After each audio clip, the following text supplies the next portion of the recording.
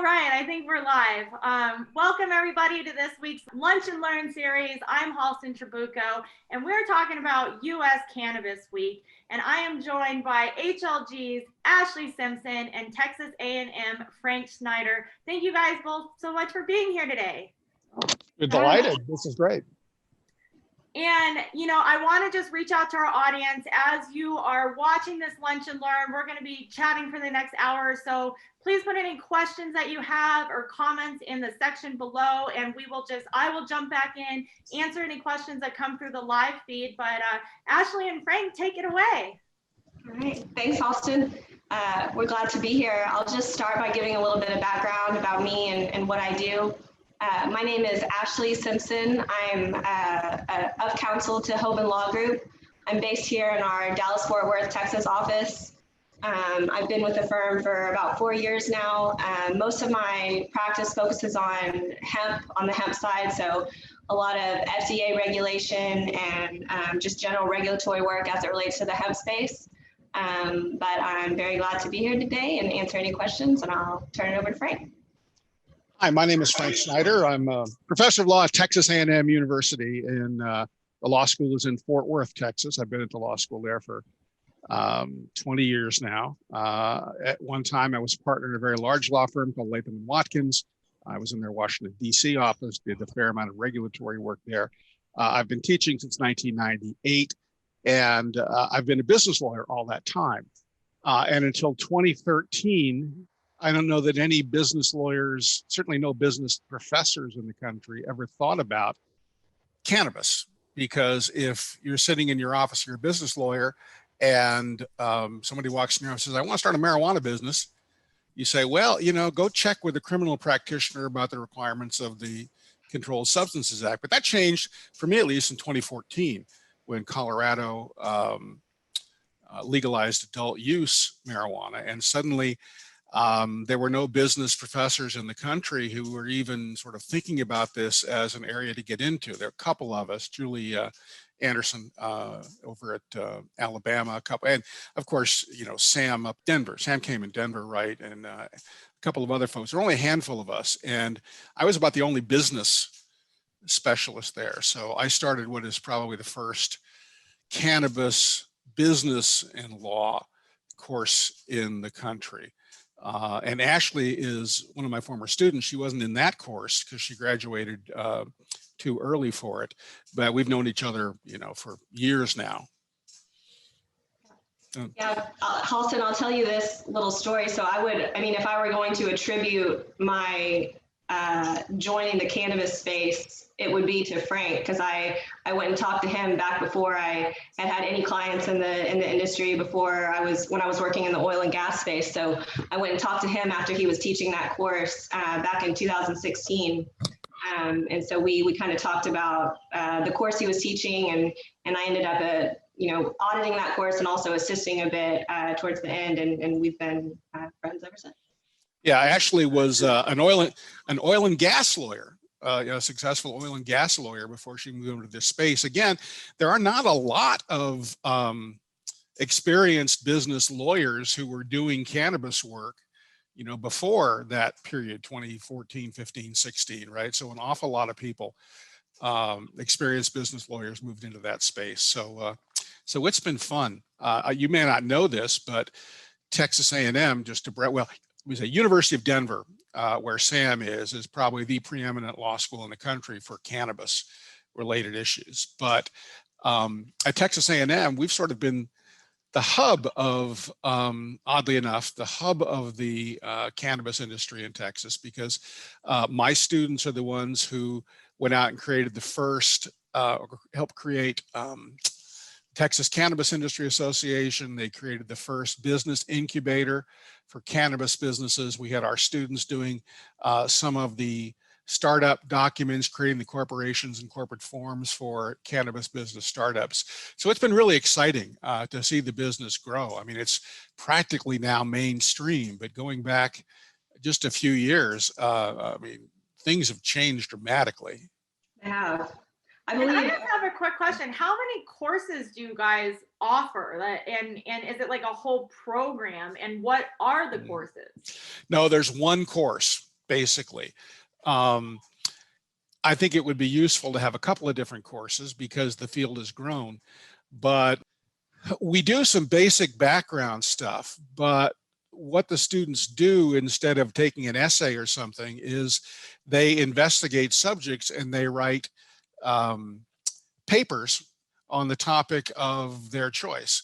So if they happen to be family lawyers, they will write their papers on the issues that come up with, child, parental rights with respect to kids in a state where marijuana is illegal if they're using marijuana. And others have been interested in everything else. So we cover a vast number of topics. And again, my course is business related. We don't do any of the constitutional stuff, none of the criminal stuff.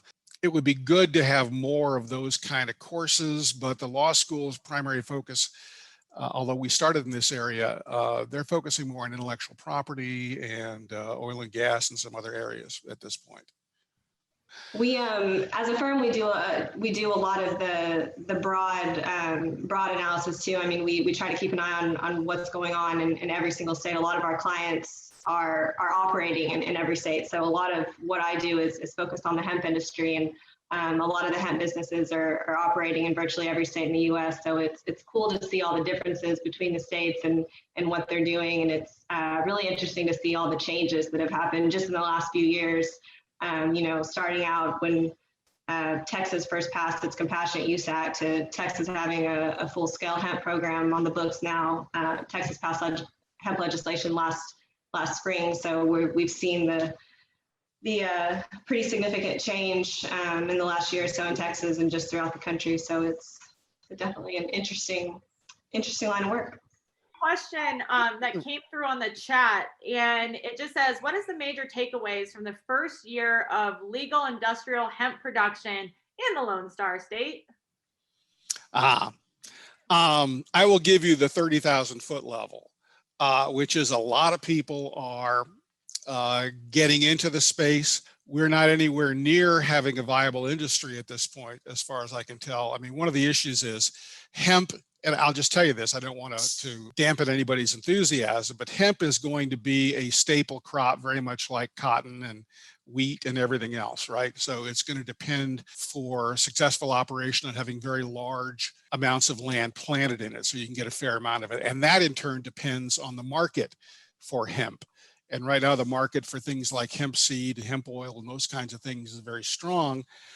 There's still, from what I can tell, not a ton of demand for industrial hemp, simply because most people are using something else right now. And until the price of hemp gets cheap, it's not going to get used. So we have kind of a chicken and egg problem there. Yeah, the Texas Department of Agriculture started granting licenses in March, so the application window opened then, but the commercialization of a lot of the consumer products has been going on in Texas for quite a few years now, and it's kind of leveled off. A lot of what you can get in Texas is, of course, from out of state, given the cultivation and processing just began in Texas. So yeah, we're seeing some changes, but slow. For you to expand on like just your background and what you do with labeling. I mean, it's so important for companies to know about labeling and correctly have that, under their operations.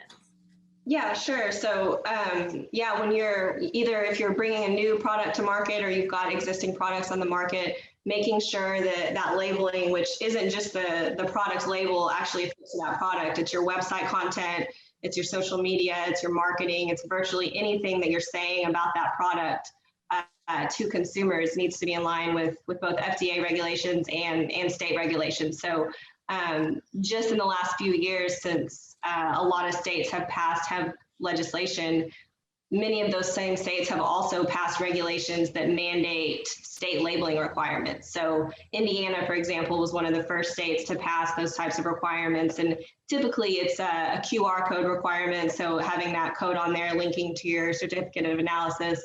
And there's other, various statements that are required on the labels, but it creates an interesting issue for a lot of businesses that are trying to bring these products to market throughout the country and to create one universally compliant label. Because what we see is states taking the the labeling considerations into their own hands and making up their own statements that essentially need to be included on that label. But then you might have a state next door that doesn't have those requirements or that has different requirements. So that can create, a pretty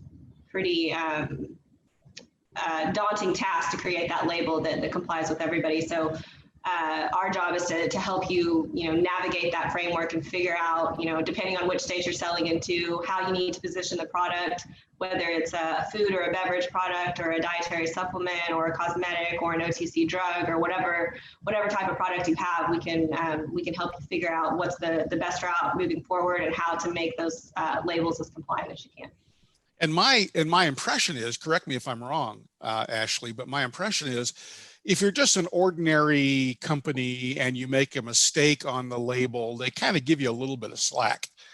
But with cannabis companies, it's kind of like the old Caesar's wife issue. You have to be even more careful in this space than you have to be in others, right? Yeah, there's certainly a lot of heightened scrutiny, especially if you're making, disease claims about products and you're representing products as drugs. Particularly in light of the pandemic, the FDA has been really on their game, especially if you're making any kind of COVID-related claim in your product. So, yes, cannabis products generally are subject to heightened scrutiny. And then how often do companies need to go through a label review? Is it just state by state keeping up with what's happening on that state level, or how often do our clients work with you on label review, Ashley? Quite a bit, yeah. I mean, a lot of it, not just the labeling review, but just keeping track of every state and what they're doing with respect to hemp. So whether that's a retail registration, so there's a lot of states that have passed, Texas, for example, this went into effect in August. Any hemp-derived products that are sold in the state, the entity selling that product should be registered with the Texas Department of State Health Services. So a lot of those other states have implemented the same type of requirement. And given the recency of all this legislation, it's a pretty good idea to be regularly checking that and ensuring that your product labeling is in compliance with state regulations, but also just that your general activities are in compliance. So whether you need a distribution license or any other type of retail registration for the state, just like marijuana legislation has been passing a lot in the last few years, hemp legislation has been exponential, and the growth has been pretty significant. So making sure that, depending on where you're at and what state you're selling products into, that you're keeping in line with all of those regulations. I like to ask this of cannabis lawyers. And you have a specialty now, but you've advised a lot of different kinds of businesses over the last several years. What are the biggest problems you see with small businesses entering into this space? What are the most common legal difficulties that you see them running into, or things that they didn't think about? So somebody watching this who's thinking about starting a business, just started a business, what kind of would you advise them at this point? I would say the biggest thing is probably not knowing what you don't know. So I think a lot of it, a lot of businesses know to have, their contracts reviewed before they sign them, or maybe their labeling reviewed. But just communicating on a lot of the activities that they're doing, and a lot of, like I mentioned, the retail registrations and that type of thing, stuff that they may not know they need to be doing until they find out that they're doing it wrong. So just, just even if it's something simple as just communicating a lot of your activities with an attorney or someone that knows what's going on is helpful, just so we can say, oh, okay, did you know this? You might not have known that you need to do X, Y, and Z to ensure compliance. So a lot of that regulatory work, I work with, do a lot of the regulatory work. So that's what I would say is one thing. I know a lot of trademark and IP issues too, like that. So there might be a lot of businesses that just don't necessarily know that they need to be taking steps to protect those marks and protect other of their IP.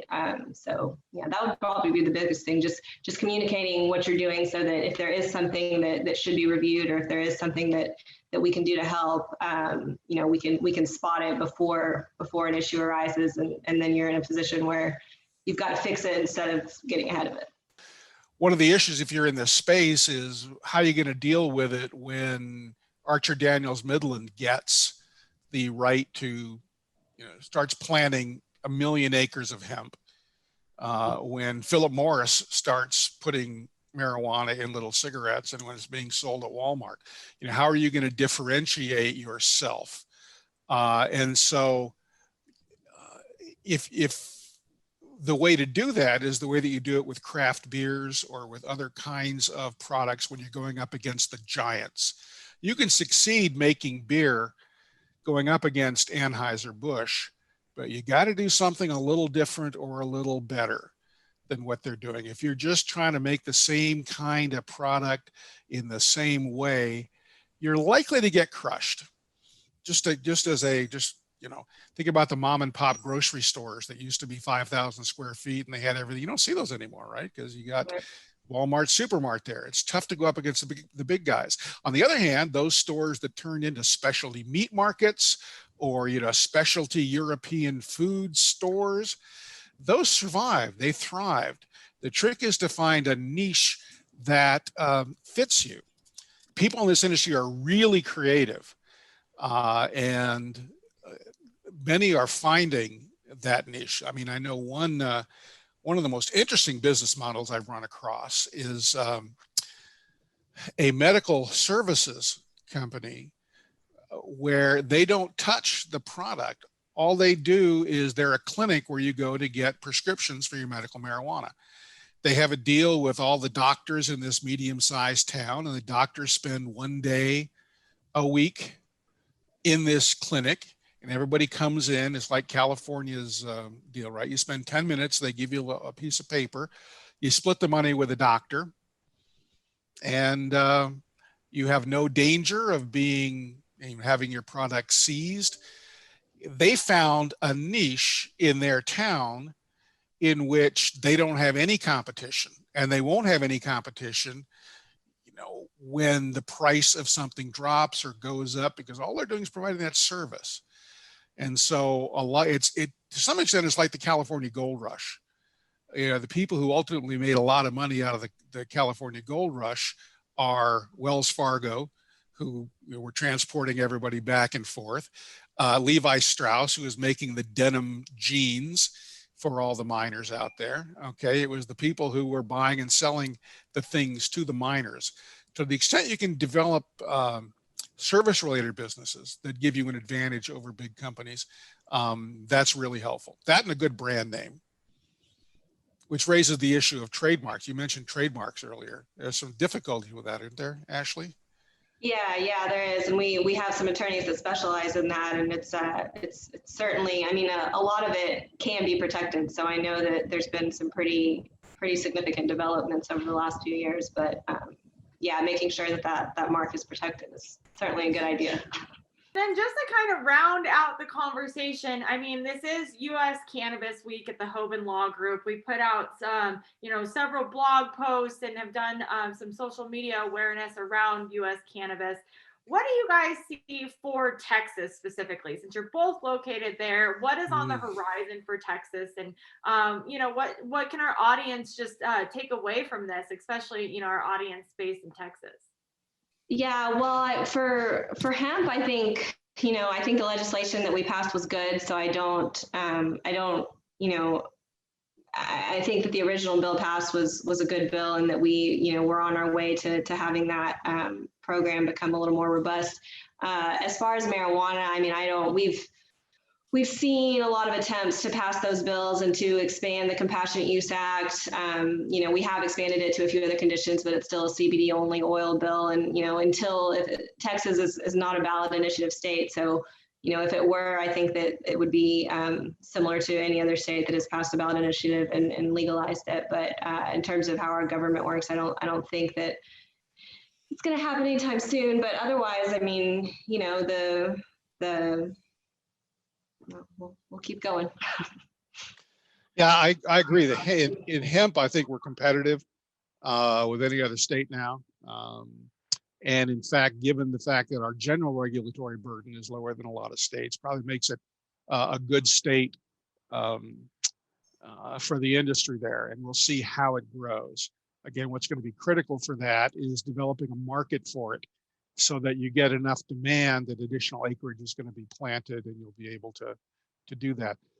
And I think Ashley's exactly right on the marijuana side. Again, there are two aspects to it. We have medical marijuana in Texas, but it's probably the most restrictive medical marijuana law in the country. It can only be prescribed to treat intractable epilepsy after a doctor certifies that everything else you could try, no matter how noxious it might be, has failed to keep it under control. And I think if you're a kid, you got to have two specialists who say that. And there's only half a dozen lawyers in the last time I checked, there's only half a dozen lawyers in the state who would be willing to make those certifications. So we have three operations. Half a dozen doctors that would be willing. Half a dozen? Yeah, okay.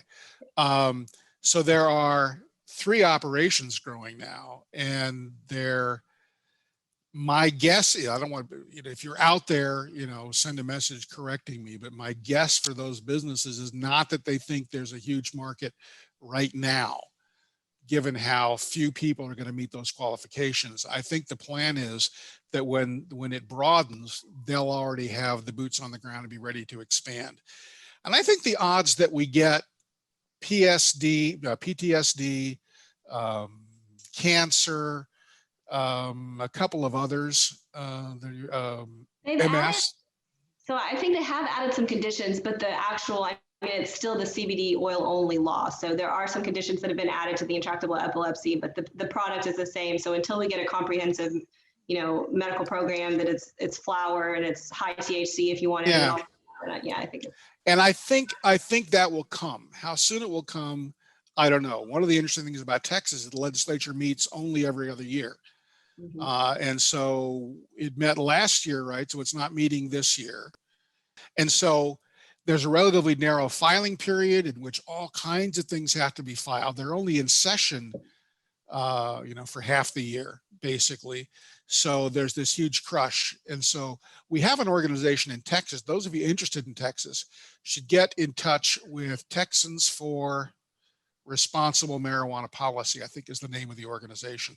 It is an amazing coalition. It's a coalition that includes the Green Party, the Young Republicans, the Libertarian Party, a lot of Republicans, a lot of Democrats. It really is a nonpartisan group, which is going to be critical in Texas. If this goes the route that it goes in other states, which is Democrats are for it, Republicans are against it, it's going to be doomed.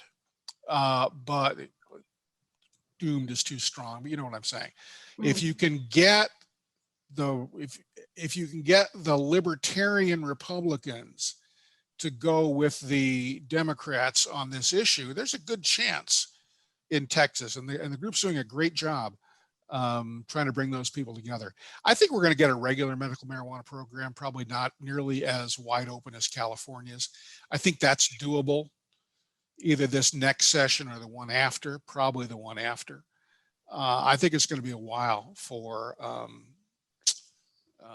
adult use, because the early returns from other states are both good and bad. There's some more money coming in, but not as much as people were expecting. The cartels are still active. They've just switched to selling nastier stuff than marijuana.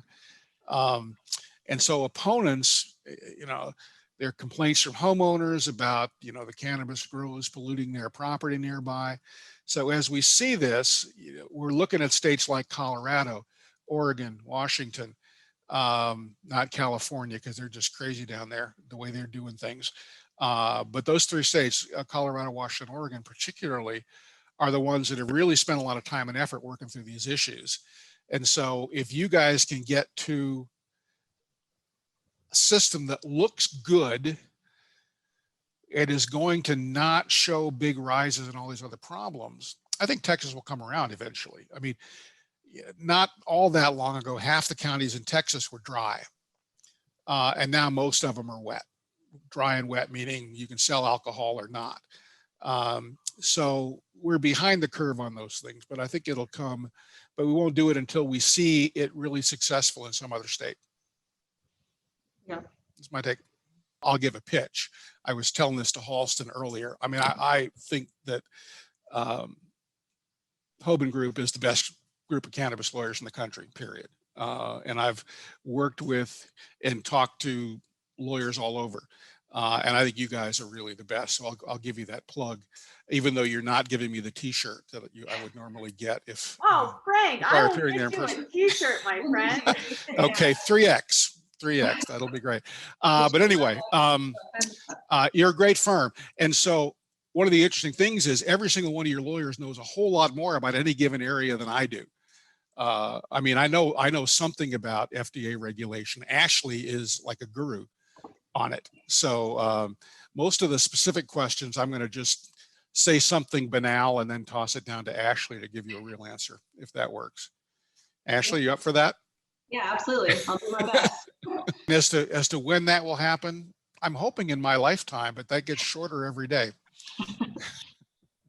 Well, I can't thank you both for being here. The conversation has been awesome. You certainly have answered some of my questions. And for our audience, we do this every Thursday from 12 to 1 Mountain Standard Time. Next week is U.S. Election Week preview. So we'll go over all the states that are on the ballot.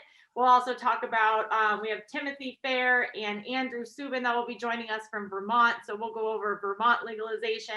And again, if there's any questions that you have, reach out to me directly, Halston, HALSTON at Hoban, HOBAN.law. And we'll see you next week. Thank you guys for being on the show. Well, thanks for having us. It was delightful. Thanks, Austin. Thanks, Frank. Bye, guys.